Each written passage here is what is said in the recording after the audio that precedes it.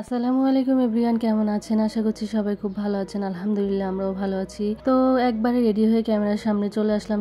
সামিরকে নিয়ে স্কুলে যাচ্ছি। সামিয়া কোচিং এ যাচ্ছে আর সামিরের স্কুলে যাচ্ছি। সামিরের যেহেতু পরীক্ষা চলতেছে এই জন্য ডে শিফটে আর কি, এমনিতে মর্নিং শিফটে পড়েও। তো এই দুপুর 12টা বাজে ওর পরীক্ষা শুরু হবে। 12টা বাজার 10 মিনিট আগে বের হয়েছি। তো পরীক্ষা শেষ হয়েছে পরে আবার নিয়ে বাসায় চলে যাচ্ছি। আর যাওয়ার টাইম হচ্ছে রিক্সা পাইনে হেঁটে যাচ্ছি। এত রোদ মানে সহ্য করা যাচ্ছে না। বাসায় এসে হচ্ছে আগে নাস্তা বানাই বসলাম, কারণ সকাল হতে আমি এখনো কিছুই খাইনি। সে একটা 1:30 বেজে গেছে এখন। তো আসার টাইমে ওর পাপা হচ্ছে যে তরমুজ নিয়ে আসছে, তো তরমুজ কেটে সামিরকে দিলাম আর আমিও কেটে নিলাম। 2 পিস নিছি, কিন্তু আমি 1 পিসও ফুল খেতে পারি না যেহেতু ফ্রিজে রাখছিলাম, একটু ঠান্ডা হয়ে গেছে। আর এদিকে আমার রান্না বান্নাও শেষ, এগুলো হচ্ছে শেয়ার করতে পারিনি। মুরগি দিয়ে আলু দিয়ে রান্না করছি আর হচ্ছে শোল মাছ ভুনা করছি। আমার মাছের ভিতরে সবচেয়ে পছন্দের মাছ হচ্ছে শোল মাছ। শোল মাছটা আমার কাছে খুবই ভালো লাগে, যেভাবে রান্না করি, তরকারি দিয়ে রান্না করি কিংবা এমনি ভুনা করি, সব দিক দিয়ে ভালো লাগে। তো খাওয়া দাওয়ার পরে সামিয়া সহ আমরা আইসক্রিম খেয়ে নিলাম। আর এদিকে হচ্ছে ফ্রিজের ড্রয়ারটা একটু পরিষ্কার করছি আর পুরো রান্নাঘর পরিষ্কার করে ফেলছি, ওটা একটু শেয়ার করলাম। তো বিকালের দিকে আবার সামিরকে নিয়ে একটু বের হচ্ছে,